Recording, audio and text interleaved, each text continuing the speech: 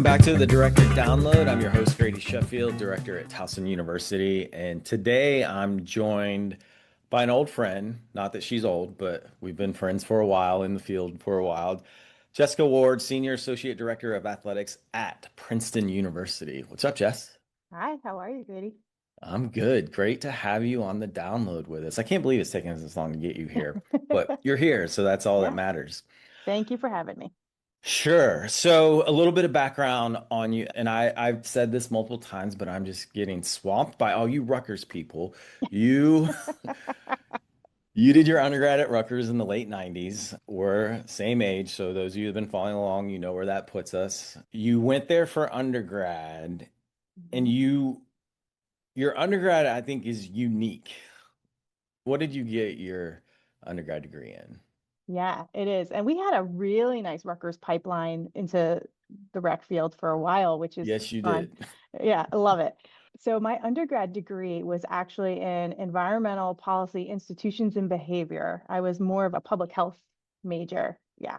Okay, public health. I was gonna say, what the heck is that, and Yeah. what did you want to do with that? And that was the thing. I didn't know what I wanted to do with it. I Yeah. liked the coursework. That was fun for me, but I realized very quickly, probably like around my junior year, I was like, I don't want to do anything with this as a job when I'm Yeah, done. But I lived in the rec center as an of undergrad course. because I needed a job and I needed to pay. My mom worked at Rutgers, so I had tuition free, but I had to pay the rest of my way. And so I worked a lot and worked many different jobs in the rec center, primarily intramural sports. And my director there looked at me my junior year and he was like, why don't you do this? And I was like, oh, yeah, like this Fishback. is, yeah, Paul Fishback and Ed Levy were our Yeah. two people that were running the show there at the time.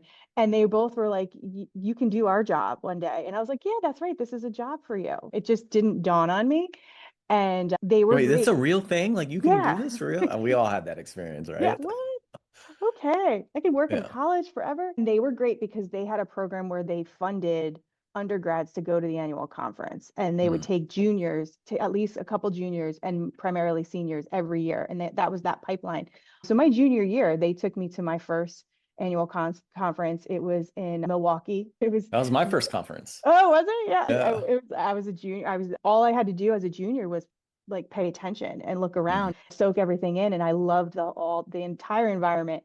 And I was sold. I was like, all right, so I needed to finish my degree there, but then forward for my master's, I was like, all right, I'm going to now go for recreation and sport management. And I went the traditional nurse route from there.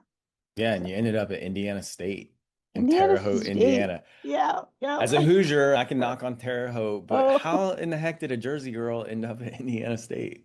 as an undergrad, I didn't have the best GPA. I tell my son, who's now a freshman in college, like to really focus on your studies because so I was limited in where I could apply that was going to now also take me in a totally different major, right? Like I had to take some summer courses to even have a prereq to get into the rec and sport management program. But John Lentz at Indiana Mm, State, he sold me on it. He was great and he said he was like, I'm going to take care of you and your tuition's covered, your part of our housing was covered, the stipend was oh, great. housing. Yeah. And I was like, you know what? This is a great opportunity and I'm going to make this work. And getting me into the graduate program he was able to help me navigate that process really well.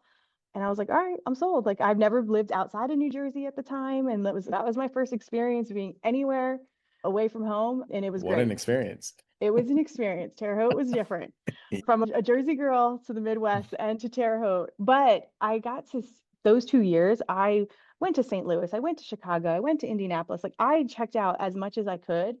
And that was pretty cool. So it was Yeah. fun. Yeah. So you went for intramurals. Mm. You ended up venturing Yeah. outside of that. How did that happen?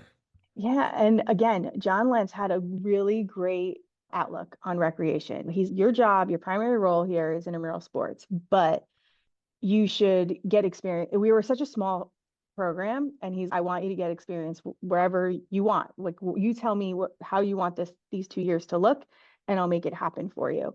And At the time, the other GAs were coming and going, and I think one person like left a little early the one year we were there, didn't finish their program. So we had the opportunity, all of us, to do a lot of cross training. The group fitness instructor, the group fitness GA and I were good friends. And she was like, hey, I can teach you what this looks like, what this world is. And so she did like a little mini program with me where she was teaching me how to become an instructor. And I was like, that was so outside my comfort zone, but it was great, right? And like I was able to get some experience there. The facilities GA was happened to be an undergrad there and a grad student there. So he was great at just that was a shared facility with rec and athletics, right? And Mm. so we got because they didn't have a standalone facility back then. They do now, which is nice. But I got to learn what that looks like and how that feels and what are reservations like when you're also had to schedule classes, like it was also an academic building. So I got to learn a lot from him, and even in the aquatic side, we were able to get a lot of experience there. So it was just really nice to be able to broaden my background to get me comfortable to want to apply for anything, not just intramural jobs, which was nice. Yeah. Yeah. Speaking of applying for anything, you finished your tenure as a G and Mhm. you ended up in Parks and Rec back in New Jersey. Back in New Jersey, I wanted to come home. I was homesick.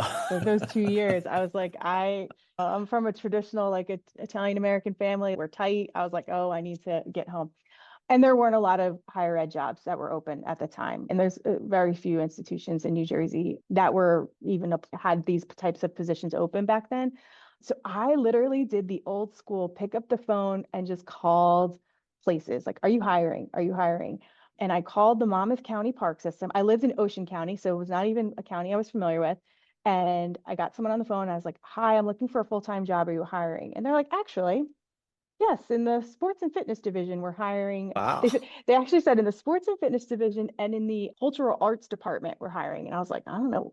So I interviewed for both roles. I went in, I sent my resume, I went in, and it was a recreation leader job. And looked at my application and they said, you're overqualified for this. What are you thinking? And at that time, I was finishing up my certifications for becoming a group X instructor and personal trainer. I hadn't had it done yet. And I was like, listen, I want a job, like whatever you can give me. I had to live in Monmouth County, so I had to move outside of where I was comfortable, but I was like, okay, I'll do it. And the salary was $27,000 a year. Yes. I was Yeah. like, You're oh, making it rain. I was, my parents were like, wait, you did 6 years of school and you're doing what? But at the time, I was like, yeah, let me do this. And it was different because again, I'm not in a higher ed setting. Mhm. It was a civil service job, a civil service role. So I had to take the civil service exam. I oversaw adult group fitness programming. So we had group fitness like classrooms. There was just like these random rooms all over the county. So I was in charge of not only just, it wasn't one building, it was in several different cities. And then in the summer and after school programs for kids. And then in the summer, we were responsible for a really robust day camp program that was Mm. in multiple parks, as well as some outdoor pools. So that was where I really got to dive into my youth programming experience and my aquatics background. That's where I got my CPO license and got to learn that whole side of recreation. And you're dealing with a lot of senior citizens, adults, parents. It was a totally different vibe than being in a Yeah. collegiate setting. Yeah. So 2 years you were there? 2 years, two That's a years. lot in 2 years. It Like all that was, experience. but Yeah. it was a small group, right? There were Yeah. just four of us running it. So when you think back to that time, how did that impact the experience that you've had throughout your career? That experience throughout the career. I think with that experience, I got to learn more about the politics of things, right? Like Mm. you're definitely dealing with, there were a lot of levels, a lot of layers, a lot of decisions that had to be made that were beyond just our immediate program area. I had to learn, Bureaucratic. yeah, bureaucratic Yeah. systems. And so I had to be patient. I had to learn what that, and my supervisor at the time was like, you are not patient for this. You need to slow down. Because I just wanted to get things done. And it was buying things was everything was a purchase order. Everything just took a lot longer. But it taught me how to be, I will say, fiscally responsible because we had to get three quotes for everything, like even a pencil, right? Mm. Like they were really watching our pennies because you're dealing with government, right? And you have to be really smart about your spend and what you're doing and where you're programming things. Taught me a lot of patience. for Yeah, sure. so it sounds like that experience probably transitioned to your next role when you went back to Rutgers, which you had a couple of positions there. You started Mhm. in facilities, but there's a trend that is throughout your career. You ended up breaking away from facilities and you were an assistant director, and correct me if I'm wrong, you went to a coordinator of Yeah. IM and events. So Yeah. was that a step down? Yeah. It was so I went back to Rutgers and that so Ed Levy and Paul Fishback, my Uh, mentors, were still there. And Rutgers at the time was decentralized. So each campus was its own facility and program. So Cook Douglas Recreation Center was its own standalone service. So they hired me to be the assistant director for the facility, and I did like fitness there. And I did that for about almost 3 years. And then Rutgers decided to merge all of those campuses together to be one large Rutgers New Brunswick campus, centralize all the programs. They hired one executive director, and then that person really restructured what it looked like. And it wasn't no longer these small campuses. Now it was by program area, right? So there was one director of fitness who then also oversaw all the coordinators that would be in the different units. And I was still early on in my career. That person, when she was hired as the new executive director, she struggled with me a little bit and to figure out where I should go. She was like, your background can be anywhere. And I was like, yes. I was like, where do you need me? What do you want me to do? I wanted to stay closer to that Cook Douglas campus. And that was, I will say, is probably a miss for me. I probably shouldn't have been so stubborn and wanting to stay with what I knew. I think I was still so young in my career that I wasn't thinking broadly enough about my future. And I was like, you know what? I want to stay on Cook Douglas. She's like, if you want to stay there, you're going to have to go back to being an intramural coordinator. I think at the time she would have given me a higher role if I would have been willing to go to a different campus. And I just wasn't there. I were you wasn't stubborn or were comfortable. you just naive? You just didn't see I think the, probably both, probably yeah. both. I was also pregnant with my first at the Well, time. okay, that So, changes things. so I was like, my mindset, I was like, I wanted things to be, I was stubborn in the fact that I wasn't loving this merge. Like I was fighting it a little bit. And yeah, I think the naive part too, because I was always willing to do something different, but I was Right. stubborn in that I wanted to stay with what I knew in that facility. I could have branched out a little there for Well, sure. good reasons to want that, I think. So I think all so good. too. I think so too. But yeah. So did they push the change or you pushed the change for your position?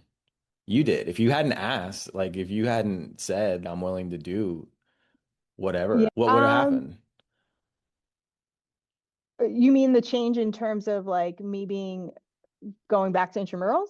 Yeah, just in general, like there's a theme where you in your career, what I'm seeing is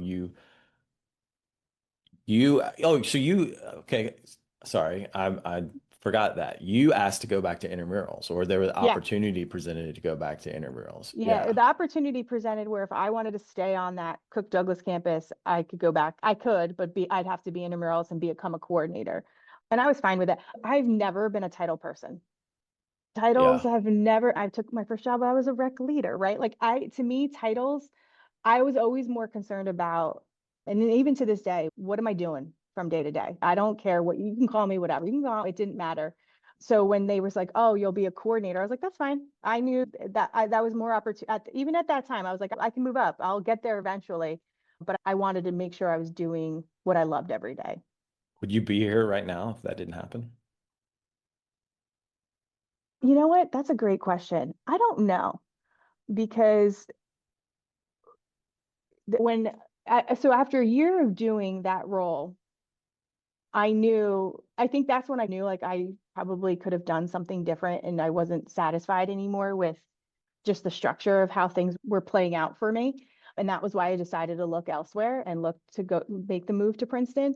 And yeah, I don't know if I would be here because if I would have stayed at Rutgers forever, I don't think I would be where I am right now, which is Hmm. that's a blessing, right? Everything always Yeah, happens for a reason. right. I believe that for sure. So you made your way to Princeton Mhm. and you started out in Rec and IMs, your assistant director, and then you got an assistant director of campus rec and programming, and you've Mhm. been in this senior associate director of athletics for 9 years now. Yeah, I got that role in 2017. Yeah. So Wow. looking back on all your experiences, and how have they helped you excel into the director you are today? Great question. I think because I've always been willing to do like because I've been in every area, right? And I've had my hands, I've had work experience in almost every area and not afraid to try something new. I really try to use that with my team and reminding them that recreation isn't just one singular thing that you're working on right now. You've got to see the big picture. You need to see all the, and being under athletics, that's even more important because we are part of a bigger department and a bigger mission and bigger vision. And sometimes on the rec side, we don't always understand the why about reasons and policies and things that are in place and things that we have to do. But when you have that big picture mindset, it helps to make decisions better, right? And it Yeah. helps you to even communicate that better to your team and to your people. Yeah, I think every step of what I've done, I've never been afraid of a challenge. I've never been afraid of trying something different, going outside my comfort zone. And I think that's allowed me to see where when people get stuck, like why they're getting stuck and how I can help them navigate coming through that challenge. So you mentioned that you love when your team thinks differently and creatively for new Yeah. solutions and ideas. Like Yeah. what? We always have to just, so we just recently had a renovation and expansion project that just opened this past fall. But prior to that, our facility was old and not designed. It was not designed to be a rec center. It was an old building that we took over and just made it work. Right. And what I always loved about our group was we made it work. Right. We weren't afraid to look at the space and say, hey, this is a new trend. What can we do? Where can we carve out space to make it work? It's not going to be perfect. We had to be okay with things not being perfect, but figuring out a solution to still solve the problem. Like we took old rooms and like closets and made them into cardio spaces that like weren't ideal, but we made it as Closet? comfortable. They were closets. They were literally closets that we Big turned into. closets. They're decent size, but like enough that we could fit like 20 cycle bikes in. Like Yeah. but it was Okay. a closet. And just seeing that space, okay, where can we put this stuff? Like where can we create? We still need the storage, right? Storage is a problem for all of us. You still need the storage, but you also need this program space. How can we make this work? What can we do? What solutions can we come up with that will benefit everybody? We were always looking at students first. And I think that's the piece that we always come back to, right? When as we try to think creatively about like problem solving, it's put that student first. Mhm. And then how can you get to the solutions from there? Look at it from their lens. They're here for four short years, right? What do you want for their 4 years that they're here? How can we make that the best possible experience from their lens and not just necessarily ours, where we've been here 10, like I'm here 18 years now. It's very easy to just be like, that's a problem for next year. That's a problem for next year. But for that student, that's their experience. So we've Yeah. got to solve it sooner. Yeah. Good point. So you mentioned working under athletics and some of the challenges with policies or directives or priorities. I think those of us that have never worked under athletics, we hear things about athletics all the time, and that there's a stigma that rec is always secondary to athletic. Is that true for you, or has that been your experience? I have been so lucky and we've had really great support from the ADs here at Princeton, and probably because we do have primarily a standalone facility. So we have some shared space. Varsity volleyball is in our building. They practice there, they compete there. But for the most part, our building is a rec space. And I think that's key. When you have to share a space, yes, rec and clubs and intramurals and open rec will always be secondary to on the varsity side when you have to share space. It's just the nature of It's the it. way it is. But when you have your own facility, are there times when we get a phone call that says, hey, the basketball team needs to come to your gym today, Jess, because there's too many things over here on the varsity side and they need to practice. Like, of course, it happens and we have to pivot. But I think what's helpful is how it's communicated to us is very respectful. It's never, hey, Jess, just make this happen. It's, hey, this is what's going on. We need your help. Is this okay? even though I know on their end, they're probably like, Jess, you're going to do this. It's just the way it's communicated to me is very, very differently. We are treated with a lot of respect. Like I said, our AD really values what we do. So we don't have that stepchild feeling. Confrontation. Yeah, we really Yeah. don't. So I was so nervous when I first got here. And I won't lie, my first year here, I thought I made the biggest mistake of my career going from like a large public institution to now a small private Ivy League school Mm. under athletics. I was like, what am I doing? It's very different. Our intramural program is self-officiated. I was like, what? What's happening here? But once I took a step back and embraced the department I was now part of, and that I am part of athletics, that completely changed my mindset too, right? I was able to pivot from being very nervous about being forgotten and think, because you hear these horror stories. Like when you talk to some people and they talk Hmm. about being under athletics, like they sound miserable and you're just like, Yeah. oh, why? What's going on? But I think it's also you have to learn how to adapt and be open with your communication with senior administration here as well. And I think that not everybody's willing to have those open dialogue conversations. Like I'm part of the senior team for athletics. So I'm sitting at that table with everybody else, and we're just another piece of the big puzzle that makes up athletics. And we don't feel like we're just something that the AD has to deal with. And I think he also recognizes that we serve a lot more people than just the student athletes, right? Mm. So we're much bigger picture. So he utilizes that too with a lot of his Yeah. storytelling and messaging, and it only can benefit the whole department. Yeah. Very smart of So, him to do that. yeah, Yeah. yeah, yeah. So you mentioned sitting at the table. I was going to ask you, you report to the AD, right? Yep. So when you're at that leadership table, are you actively engaged or are you just waiting quietly for them to bring up whatever? Oh, we need to talk about rec. Yeah, no, I definitely feel like I'm part of that team. I have some sport Mm. administration responsibilities. Oversight. Yeah. Yeah, and honestly, it's volleyball. They're in my building. Makes total sense. So I have men's and women's volleyball. Our women's rugby team just became varsity from club a couple years ago. And so because of the club oversight we've had, right, and we still oversee the men's club team, like it made sense for me to have women's rugby. What's that? Being a sport admin, Yeah.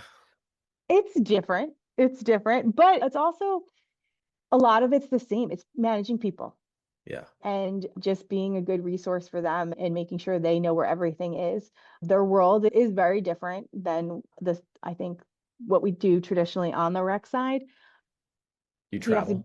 I do. So yeah, like this weekend I'm traveling with women's rugby to their tournament. Not, oh, it's not as much travel as I've been doing lately, but yeah, I definitely get to travel a bit with them, which is nice.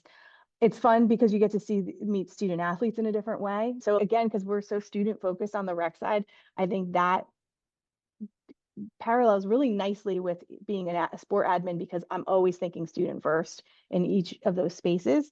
So I'm like, okay, they're a student athlete. What do they need? So it's just supporting a student in a different way, right? Yeah. So you hear that, people? If you're listening, it's not doom and gloom working in athletics. No, it really isn't.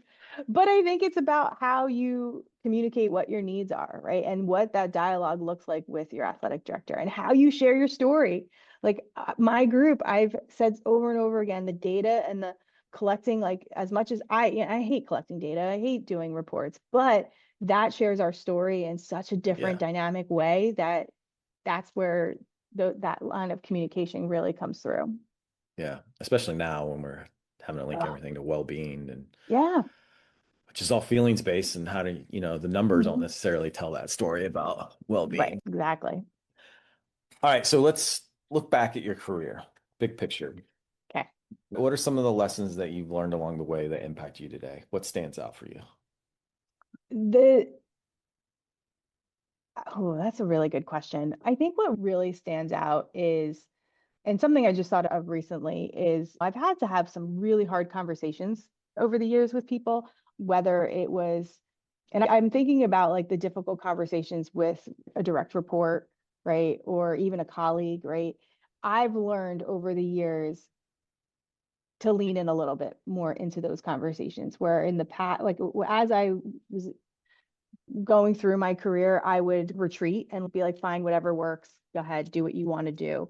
And I don't want to say give in, but not necessarily speak my truth, right? Or even Mm. just my opinion. Like sometimes I wouldn't share my opinion. I would just, if someone came in hard with their opinion on something, I would just let that conversation play out because I wanted to be the everybody's happy and everybody's Hmm. leaving smiling at the end of the day, even though I wasn't. Was it Um, confrontation? You didn't want the confrontation, or you I just wanted think them to?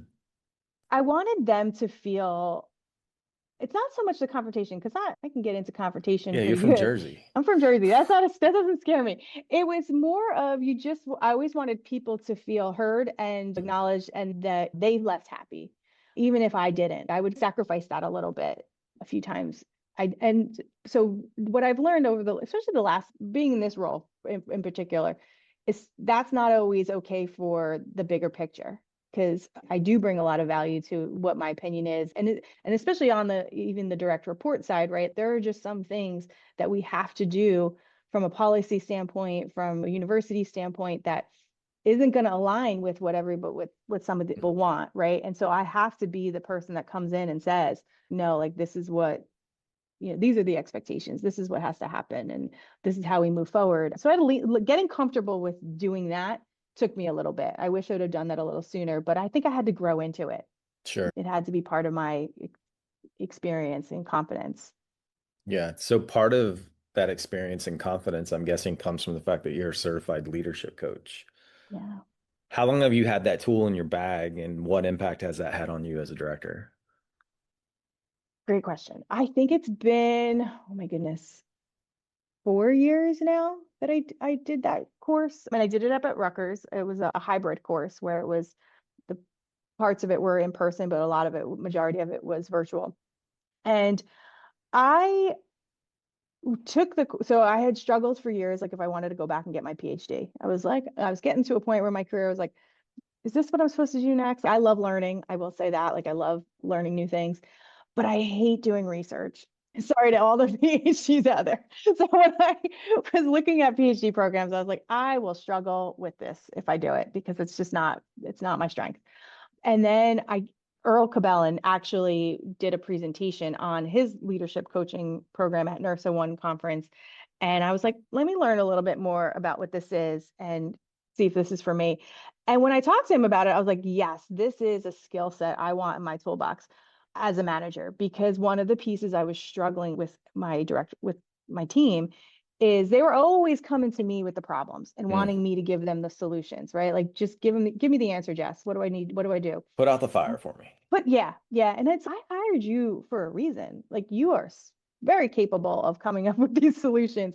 But I wasn't, I had to then find the patience to figure out how can I empower them to problem solve in a better way where they don't feel the need to always come back to me for the answers. Mm. And that's what leadership coaching is. It's all about just asking the person the right questions and helping them come up with solutions that will help them to grow professionally and even not professionally, getting them to see because when you want to change a habit, like you have to come up with those solutions. If I tell you to do this every day, you might do it for a week or two, but if Yeah. you don't believe in it, it's not going to happen. So it's really coming up with creative solutions for the person for themselves to come up with and empowering them to solve their own problems. So when I went through the course, I was the only higher ed professional in the room. It was all corporate. It was a lot of HR managers. It was a lot of people from the corporate world who were retired and now are looking to do this as a business. And I thought it was really interesting that I was the only person in the room that was not looking to do this as a career, but looking to use this as a supervisory tool. And so I don't really have clients. I don't do that a business on the side. I use everything I learned in Not that. yet. Not yet. Yeah, maybe when I retire from this, but I use it every day in my conversation. So when someone comes into me and says, hey, I'm dealing with this club leader right now, and I'm really struggling with getting them to be responsive, to do X, Y, and Z, and they don't like to hear no. And it's okay, let's talk this through, but you're going to come up with how you want to manage this and handle it. I'm not going to tell you what to do. And so it's just a little bit of a flip on having those conversations with your team. that I think is really unique and been fun developing it over the years. So, Yeah. Good for you. yeah, thanks. All right. Let's get into it. What's the hardest thing about being a director or something that people don't know until they're actually in the role? How much you don't do recreation anymore. Like More. I started this job because I loved working Hmm. with students in sports and doing the programmatic thing, right? That was gave me energy. I'm good at that. I loved running special events. I loved working with the camp. The farther up you go, you're not doing that anymore. You're really now thinking big picture strategically about different initiatives. You're dealing more with developing people, dealing with upper administration about policies and navigating different things.